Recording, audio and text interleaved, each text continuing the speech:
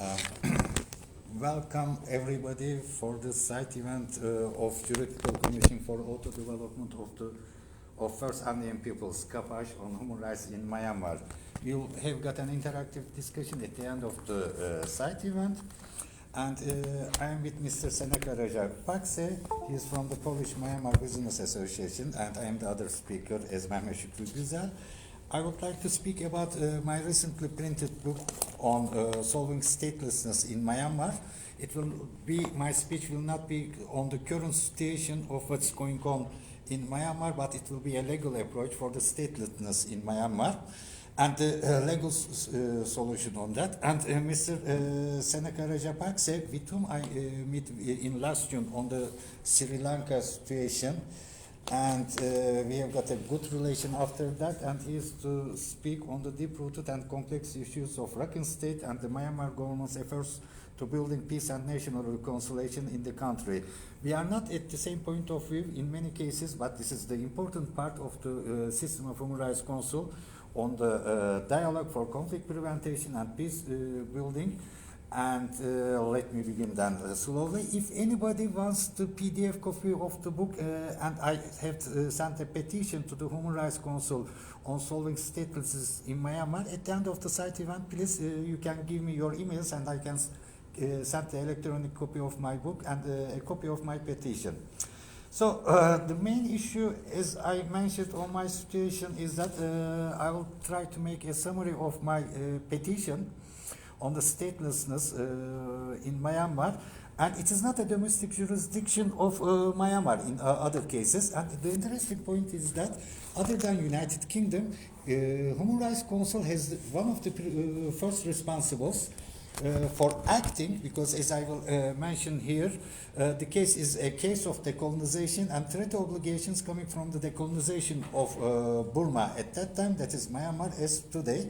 And if also Human Rights Council did not fulfill his responsibility for the statelessness problem of Myanmar, then any other states, as a member of United Nations, can get into action, because this is an ergo omnes responsibility to the international community as a whole. So today the problem of statelessness of Myanmar is coming from Article 3 of the Myanmar Citizenship Law. I don't need to enter the details of the Myanmar Citizenship Law. So the concept is that till today everybody says that the citizenship problem is under 2.7. But let's go to the 1923 decision of Permanent Court of International Justice before the Second World War, before the formation of International Court of Justice. And here it is written that in its advisory opinion on the Tunis and Morocco nationality degree case in 1923, the Permanent Court of International Justice on Citizenship stated that whether a certain matter is or is not solely within the domestic jurisdiction of a state is an essentially relative question. It depends on the development of international relations of the state. So this is an accepted customary international law. It is related, in fact, with the United Nations Charter, because it becomes as an obligation for the treaty obligations, pacta sunt servanda, and the good faith for the international obligations. Now, before going to the history of the international relations of Myanmar, I should mention that decolonization means state suggestion and separation of a new country. When we look at the customary international law before the Second World War, especially in the 19th century, after in the peace treaties, when there is the changement of the territory, there is always articles on the subject of nationality in the peace treaties. This is a kind of a customary international law that in every territory changement, there is an article for the future of the citizenship or the nationality. Now, the question is that how the international relations of Myanmar related in the history when it got independence. This is the key point. So we have to look back on the decolonization procedure of the Myanmar. I would like to speak as fast as possible because Mr. Senator will have something important to say on a different point on the political situation. My approach is not on political situation. So Myanmar was listed in 1946 in the resolution of General Assembly 66, and it was in the list of decolonization. And it is in the list of decolonization with the Article 73 of the United Nations Charter. United Nations is mainly responsible. It's not only the problem of the United Kingdom for the decolonization, but the decolonization procedure must be held within the system of United Nations Charter. And at the point, the Kingdom is acting in the name of United Nations. This is the important point. And then the procedure has begun in 1947 as United Kingdom and at that time Myanmar provisional government made a treaty is known as New Atle Agreement. In the New Atle Agreement, Article 3 defined that everybody in the minorities are the citizens of Myanmar. And this treaty, known as New Atle Agreement, came into force on the day of independence of Burma at that time, and today is Myanmar. And in Article 3 came into force. That means that all the minorities are the citizens of Myanmar. Then what has happened then? Till 1982, they are the citizens of Myanmar. Now the question is that the agreement, New Atle, is still binding on Myanmar or not? According to the Permanent Court of International Justice case on Morocco situation, it is still binding because there is no other. Sorry, it's cut. I will try to re-begin.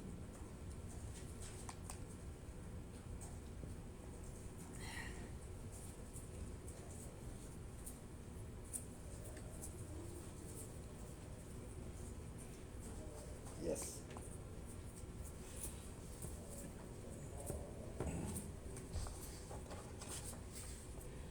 And when there is an international obligation, when it is a treaty obligation as a New Atle agreement, then we have to know one thing. This agreement is a decolonization agreement. When an agreement is on decolonization, then it is an ergo omnes responsibility and Jukulgans norms. It is is giving responsibility for the international community as a whole. And when, let's go fast, in East Timor case, International Court of Justice defined as an ergo omnes responsibility. And the important part is that Permanent Court of Arbitration in the matter of the Chagos Marine Protected Area Arbitration gave a decision on the problem of decolonization between Mauritius and the United Kingdom on the Lancaster House undertakings. It's the same as the New Atle Agreement. And the Permanent Court of Arbitration said that had Mauritius remained part of the British Empire, the status of the 1965 agreement would have remained a matter of British constitutional law. The independence of essentially within the domestic jurisdiction of the state. But when Mauritius got independence with the Lancaster House undertakings, the Lancaster House undertakings becomes an international agreement. This is the case as for the New Atle Agreement. On the day of independence of Burma, when it is come into force, New Atle Agreement comes into an agreement of international. When it comes to agreement of international, then it carries two different things. One is an international agreement, and one is an agreement on decolonization. One, the agreement is based on decolonization. It is under the responsibility of United Nations and under the responsibility of, in fact, all the states. So the statelessness problem of the minorities in Myanmar is not a problem of Myanmar in the domestic jurisdiction of an state, but it's an international agreement between United Kingdom and Myanmar. First responsibility goes to United Kingdom as pacta sunt servanda and in the case of good faith, and second to Human Rights Council. I will explain why to the Human Rights Council. That is the United Nations, because United Kingdom signed the agreement in the name of United Nations. And the third, because it's a decolonization agreement, it is the responsibility of international community as a whole. So this is a sui generis case. It is not the same if the statelessness problem of the other states or the citizenship problem of other states. It is a different case, just sui generis, exceptional case for Myanmar. And then I can tell the details, I don't want to enter the details so much of the international law with General Assembly Resolution 2625 or Vienna Convention on the Law of the Treaties. But when we go to the Vienna Convention of the Law of the Treaties between Article 64, Article 71, and when it makes a self-determination case and Jukogans norms, it goes to Article 4. It means that it is a retroactivity role, and this treaty goes back to for Myanmar as a binding, because Myanmar government has ratified Vienna Convention Law of the Law of Treaties. Article 4 is limited for the future, not go to pass. But when you make the connection between Article 64 and Article 71, Article 4 is binding for Myanmar, and Myanmar government has an obligation to respect the Article 3 of the New Atle Agreement.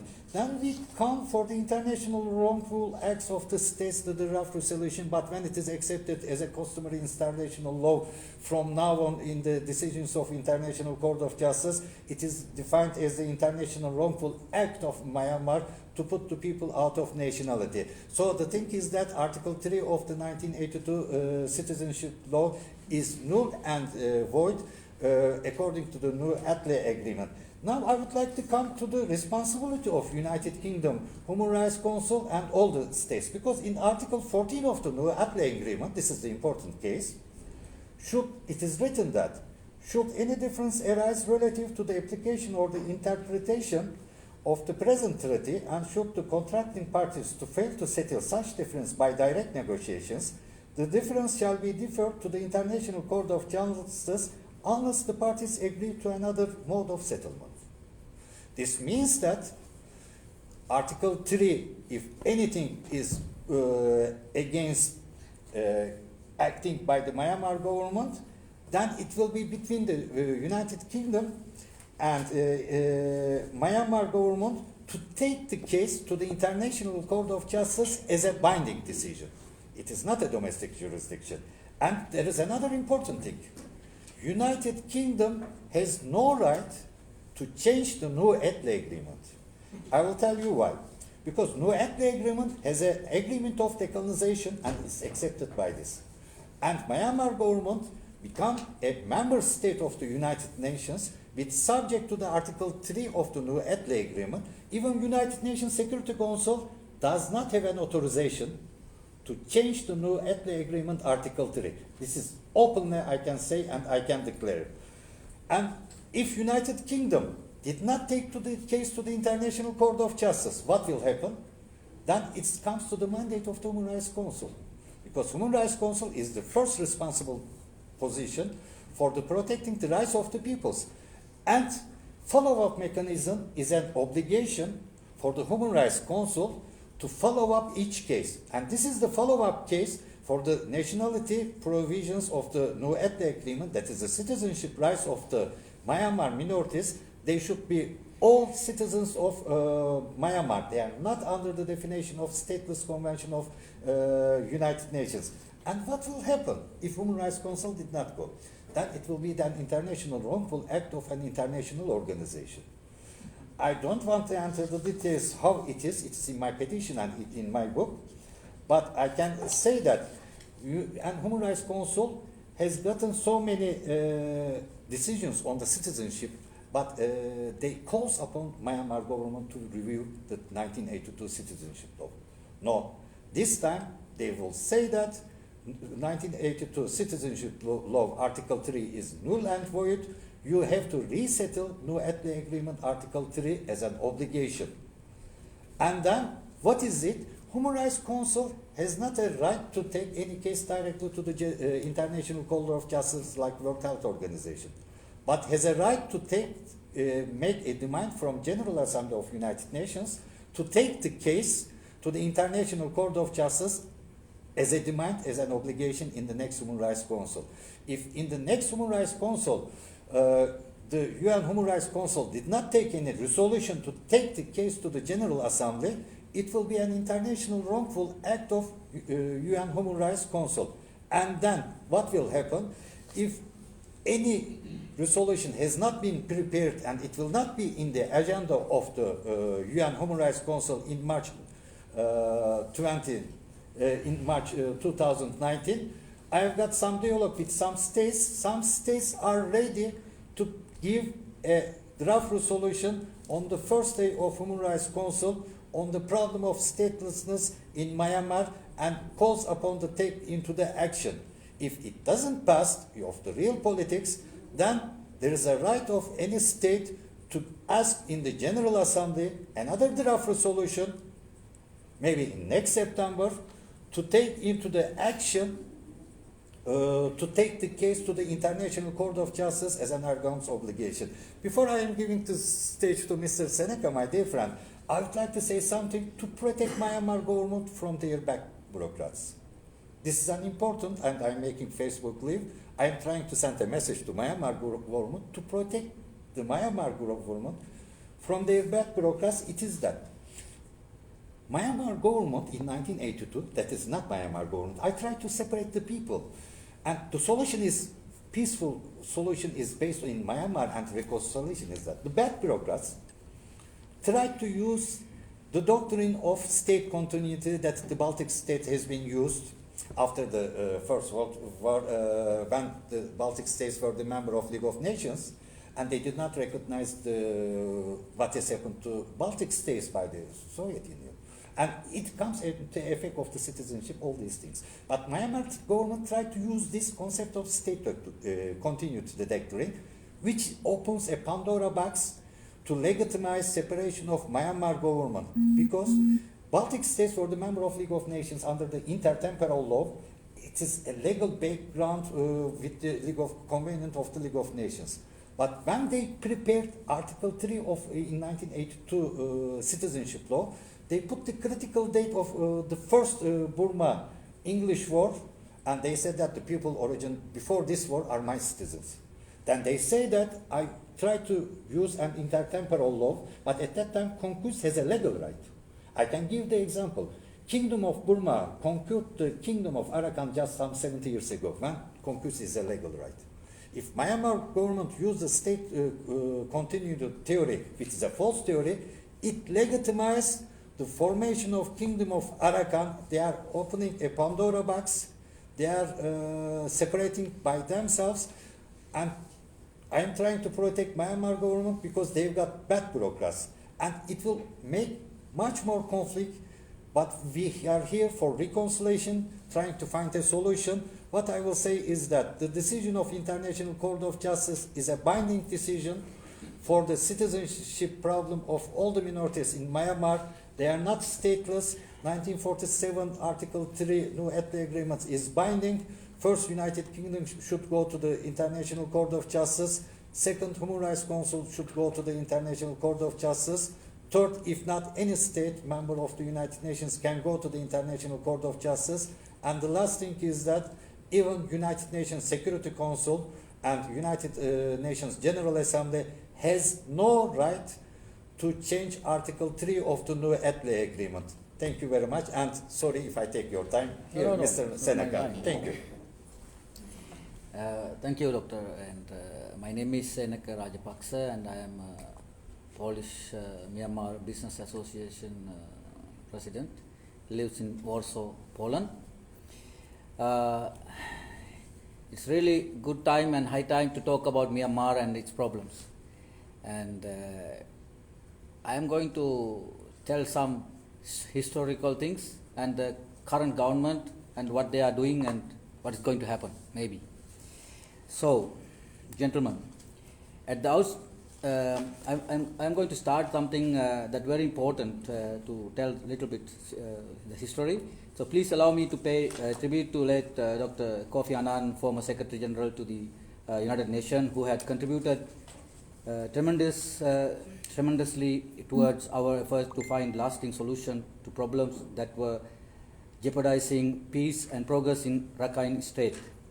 When he took on the responsibility to lead the Rakhine Advisory Commission at the request of the State Councillor Daw Aung San Suu Kyi, he wanted Myanmar to succeed, reach its goal, peace, prosperity, security, and progress for the country.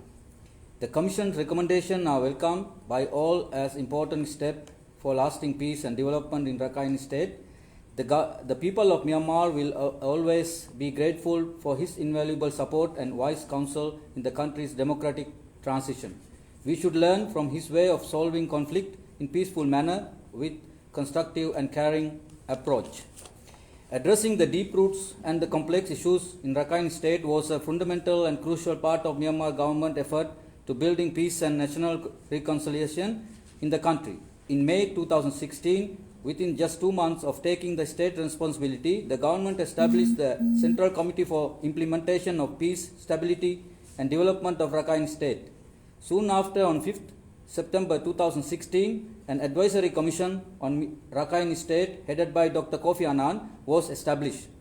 The commission was mandated to examine the complex challenges facing Rakhine State and to propose responses to those challenges.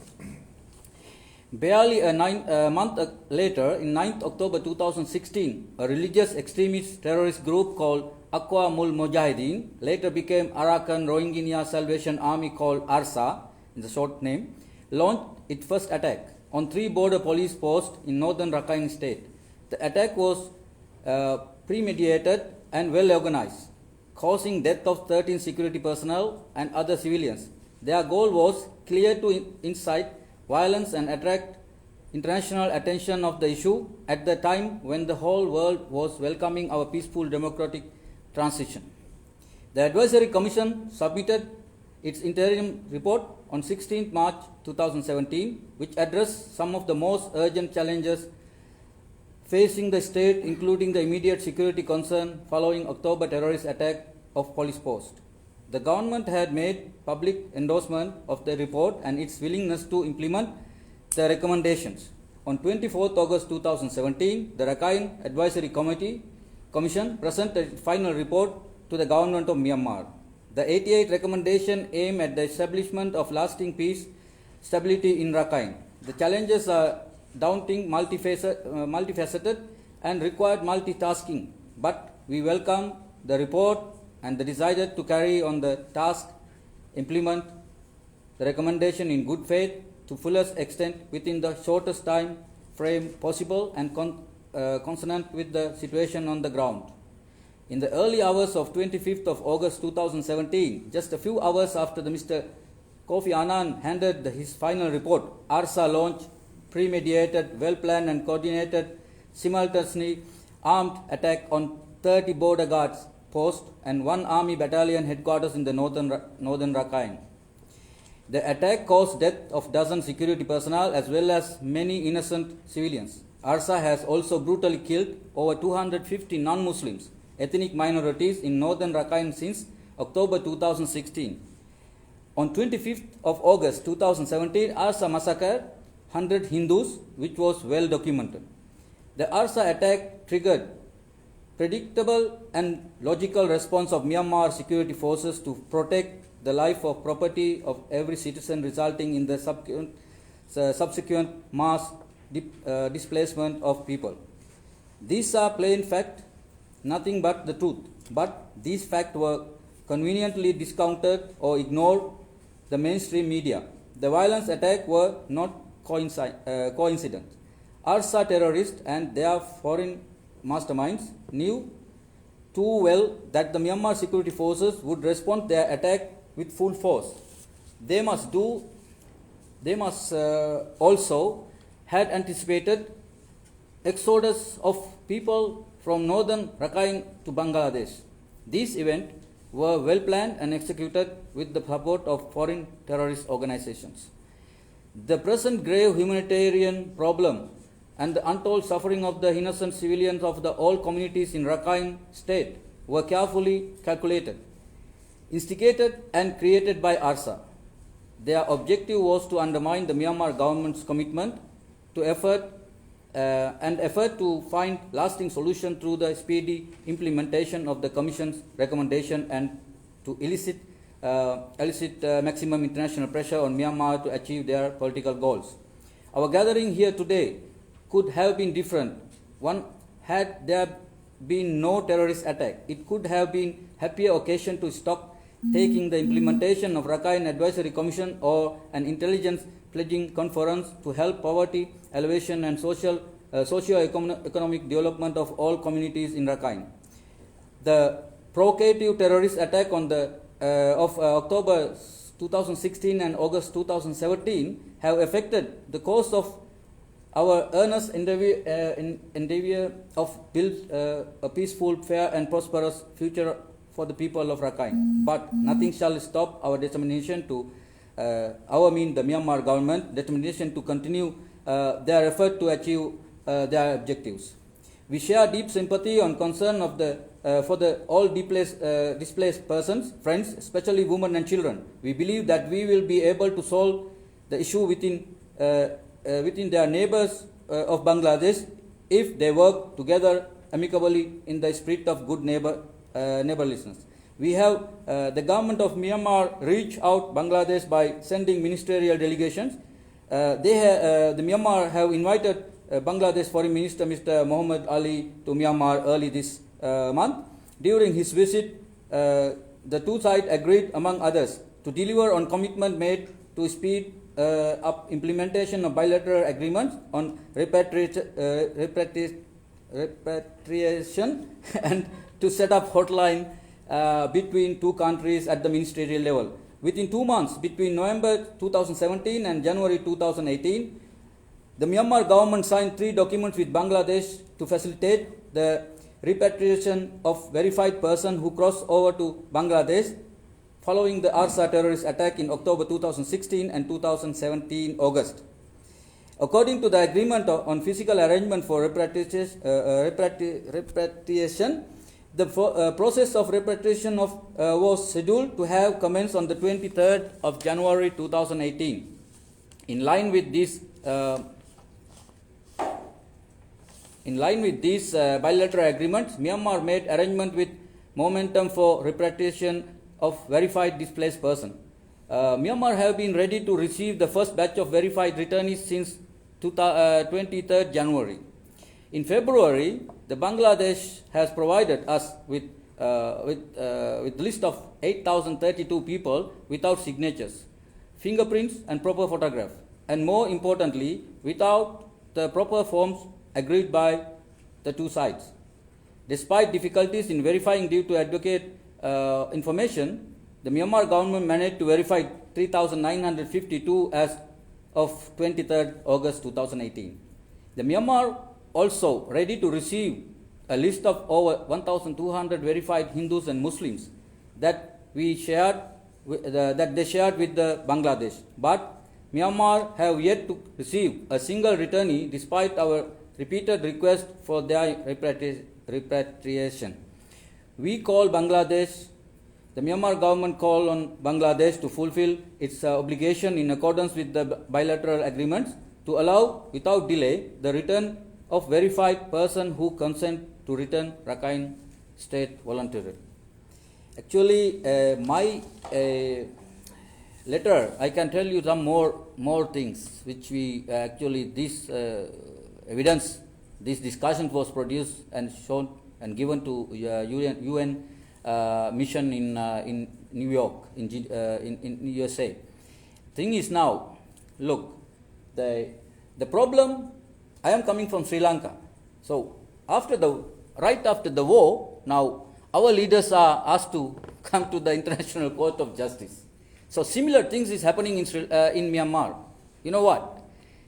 The top 10 big business guys belongs to the Muslim community. You know where they are based? They are based in Yangon. So the visible problems, I don't see any visible problems among the normal community. The problem is in the international media. The problem is in the West. The problem is in the America. The root cause of Myanmar is really different when you look at the real truth. The real truth is far behind what is fabricated by now. When the Aung Suu Kyi was in the exile, when she was not there, the West and the America and other people helped her to go back. When she was appointed as a, now she's not the, but she's the advisory level, who is running the government. They don't, she's told directly to them, I don't want to have any war. I don't want to create any vacuum near my neighbors, to China or to Bangladesh or any. The illegal immigrants are everywhere the problem. Not even in Myanmar. Even Sri Lanka, we have so many refugees now. Thousands coming. Some are just coming because they use those opportunity to migrate. And can you believe 700,000 people just crossed the border of Myanmar to Bangladesh? It's not possible. Look, I am talking you the truth. 700,000 people in few days, they just jump out from Myanmar to Bangladesh. It's not possible. The real picture is really different. There are maybe, let's say 50,000, 100,000 people just migrate from there because of this problem. And then what happened in Bangladesh? All the poor people, beggars, the people who are living without shelter in Bangladesh, millions, they came together. They gathered together. They came to those refugee camps. Now, the Myanmar government is asking, okay, you can return, but show your ID, who you are. This is the similar problem what we are facing in Sri Lanka. When the Tamil people came to Sri Lanka 200 years ago, because the British, they brought them many to work in the tea estates. Now they become our citizens. We respect that. You can live as long as you want until you don't have to break the rules. You have to obey the rules and integration must be there. Similar situation in Myanmar. Myanmar is a Buddhist country, peace-loving people, and I met 1,000 Myanmar people. I do business with Myanmar, and they are very nice people. All the majority, the richest, the Rohingyas living in Yangon, the heart of the city. All the CEOs, the big bosses, even the guy who owned the Sheraton Hotel is Rohingya guys from Myanmar. People don't know about it. Just check. Kokolat, his name. Who is he? And who is in this consortium? The business. Out of 10 people, the 9 is Muslims. So there is no visible problem. Similar situation in Sri Lanka. We have 70% or more, 80% Tamils are living in south part of Sri Lanka with the Sinhalese together. So, end of the day, I am telling to the Myanmar people, including the Rohingyas, this is the big disaster. If they are going to conflict, they are going to make some conflict between them. They have to stop by now. Otherwise, all the weapon dealers in the world will come to them, sell their bloody weapons, and talk against each other. You will kill your brothers and sisters, and they will collect their money. Nothing else. The funds now pumping to Bangladesh. Actually, if they fund this money to poor people living in the rural area, this wouldn't happen. Few people kill security forces because they know the security forces will, return. They will return their, and they kill some Buddhist monk. And the majority of Buddhists are really angry. So they should go and get them out. But the terrorists have no uniform. They are hiding. They are hiding somewhere. You don't see them. But you see the security forces in uniform. You can kill them easily. You know what I mean. So these things now, I am comparing this situation with Sri Lanka and Myanmar. It's like a similar situation. No genocide happened in Sri Lanka. I was there from 2005 to 2010. I was in the front line. I have seen how we rescue the poor Tamil citizens out of that jungle. They had only 5-inch, maybe 10-inch cloth in their bodies. They don't have any. They did not have any basic needs. We rescued them. Now they are blaming us that we genocide. It's not fair and it's not true. And all these Asian problems. Why this kind of problem is not happening in Europe? Tell me. Because those people are the masters who are selling the weapons. Who are selling the weapons. Yes, this is the problem. The young reporters, whoever you are, you should learn this. We should not never say yes to war. If somebody is planning the war in our region, really have to communicate with them. This is the big problem. Myanmar is a very peaceful country. You have to visit that country. You have to visit them.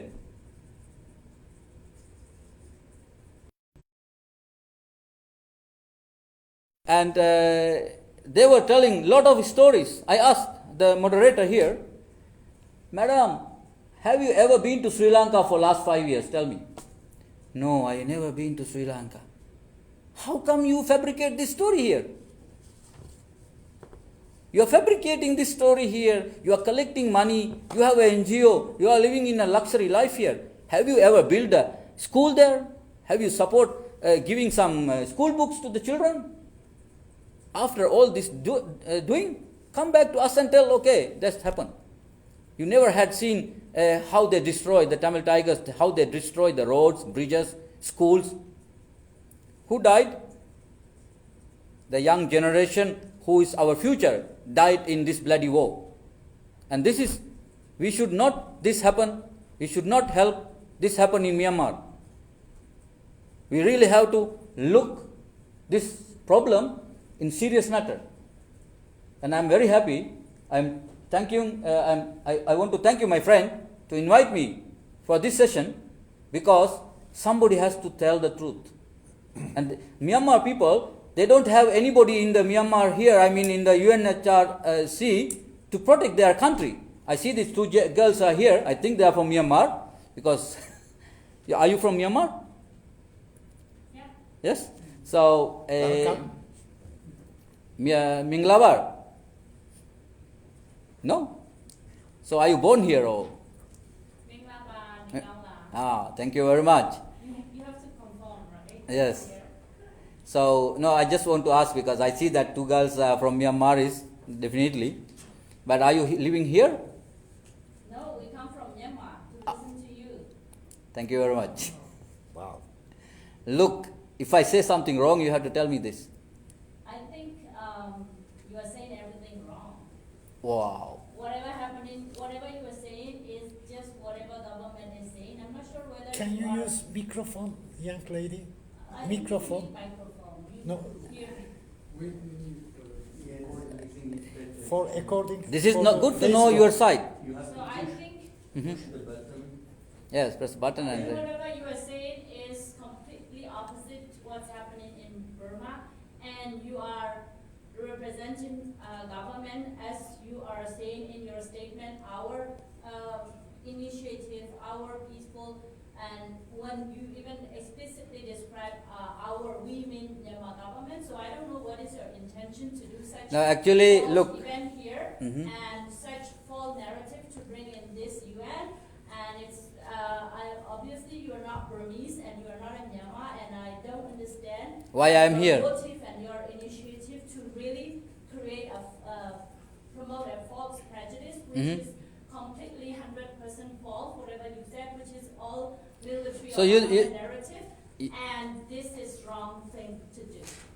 That's So, what I would say. okay. So you think that, can you identify yourself, please? What? Can you identify yourself? Do you have name or? Why Normally. not?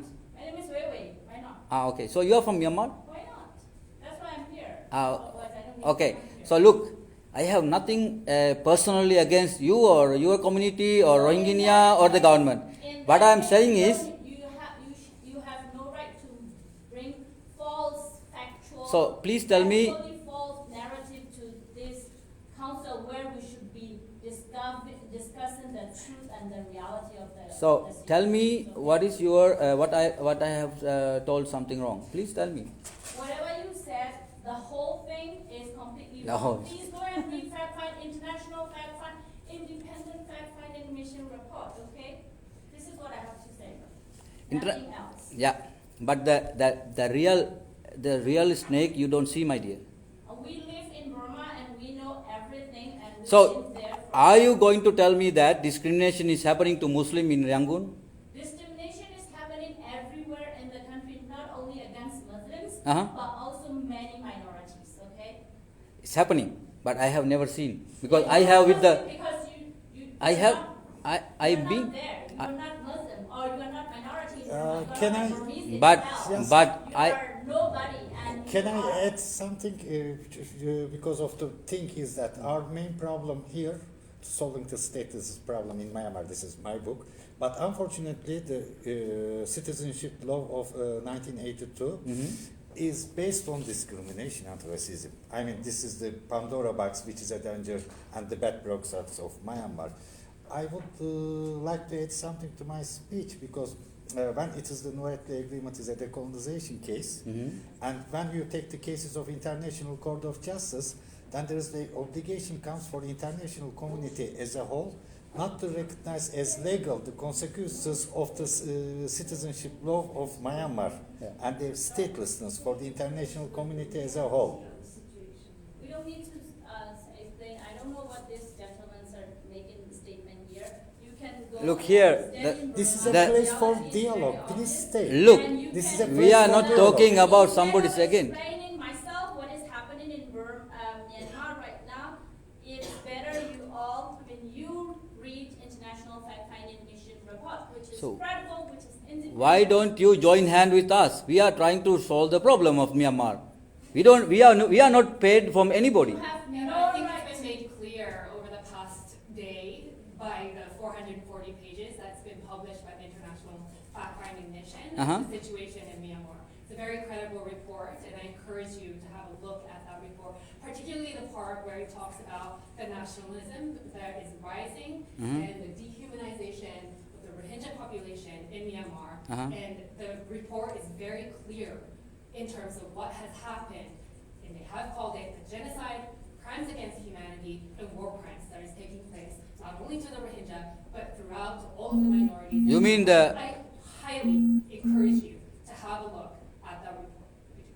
But stay, the conversation is just starting. Nothing will happen to you if you stay. I want to understand why the Buddhists kill the Muslim. I'm Buddhist myself, and was really. Yes, I'm really shocked to listen to these ladies, you know. By the attitude. I think it's the why Buddhists kill Muslims.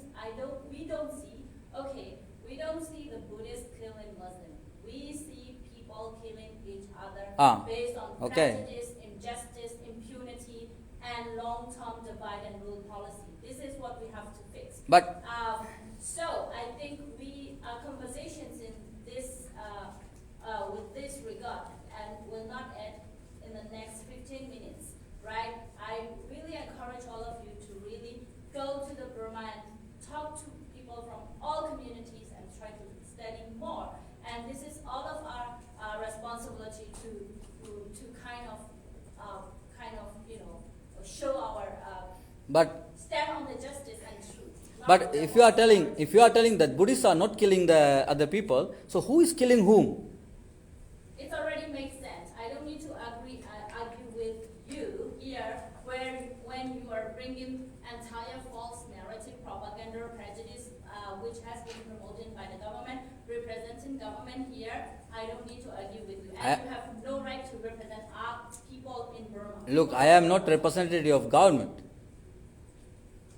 So, Look, there is a question. Yes, he is a journalist, and can you tell a Yes, little I bit? am one of I'm really shocked. biased Look. journalists, and although I report little on international affairs, you said someone has to tell the truth. Yes. Yes, someone has to tell the truth, but I fear that on this issue in that part of the world, nobody will be able To see the truth. Okay. I have heard, I am not an expert, I have been in Yeah. Burma for 1 week because of 48 hours, because in those days that was all what was granted to tourists. So I think that after 48 hours, I am an expert in 48 hours, but nothing more. Mm. But I have seen in the recent time, I have heard a lot of lectures and speeches, read releases, heard the press conference of the special rapporteur, I don't know, the committee of investigation. I have even attended the lecture of an author, a UN refugee, let's say, expert, who has written a whole book explaining that yes, indeed, Burmese have been foreign alien in their own countries for too long. Mm. But still, you must know that journalists, even the lousy journalists like me, we have not only you as source of information. We watch films, documentaries, we read books, etc. And it is true that your version of what happens sounds, although my English is poor and my hearing is bad, No. your version seems too very mild, and in French we say angelical, as compared to what I have seen in the films. Mm-hmm. The filmmaker, maybe the filmmakers, because I have seen 3, might be biased, but I cannot believe that all the filmmakers are liars, that all the special rapporteurs are liars, everybody is liar except you. So if you want a real dialogue, you should not disqualify in advance and everything we have seen or heard, which we may misinterpret or we have our bias, etc. But still, when we see a soldier beating up someone, either the filmmaker has really made what you call a mock-up, or if not, a beaten person is a beaten person, you see? And if the person beating the man is a Burmese soldier, I can only say that yes, it is true, and I do not expect from the beaten man that he praises, that he will go along your description. So that's all I can tell you. I am not going to have a final. No. Actually, and I can't, contrary to these 2 girls who are youthful and full of impetus, and probably very well meant, and probably part of what they say is true. But I am not going to have such opinions. But still, I would feel betraying those who suffer if I would say, all what you said is absolutely true. No, actually, look now, after 40 years of military junta, the government, now they have a democratically elected government. So now, this is the time that people have to learn reconciliations. Now, the new government came, this is the public elected government. Sir, sorry to interrupt. Yeah. You are still young and full of youth. But aging people like me, we have learned recently that democracy, the return of democracy in a lot of countries, has been the trigger of the slaughter of minorities by the majority. I have realized in the past 5 years that democracy has 2 dimensions: the will of the majority and the right of the minorities, and wherever democracy returns, majority slaughter minorities. So, the Burmese government is not very original there, it happens. It's still there, the military intervention is there. No, the majority is revenge. But since, as a lunatic journalist, I always identify with minorities. I look them. And we have seen documentaries about that terrible priest, Buddhist priest. And of course, I exceptional cannot say there. that he's an innocent lamb. He's very explicit about his intentions. No, because of some few elements, always the problem created. Look, the people focus on such things like you told now. This one incident is enough to fire. To make the fire. It's more just once in a while. So look, I am Buddhist too, but I never kill or I never ask somebody to kill somebody. So at We rescue even a lot of Tamil people in this. yeah, Mr. Senaka, Yes, his time please. is finishing, Yes. and then Okay. what I would like to say in general is that a small summary of my speech. Mhm. The thing is that you can newly, and the thing is that 1947, as the name New Atlee Agreement, Article 3 gives citizenship to all minorities in Myanmar, and it is legally binding today because it's an international agreement on decolonization. And in shortly, even United Nations Security Council and General Assembly has no right to change this agreement. All the people are still, all the minorities in Myanmar are the citizens of Myanmar, as Article 3 of the New Atlee Agreement gives citizenship to the all minorities when they are decolonized. And the agreement was made between United Kingdom at the time of Burma, but United Kingdom made the agreement in the name of United Nations. What you explained during Yes. your talk. Yeah, but I'm not very good at this legal thing. You will explain.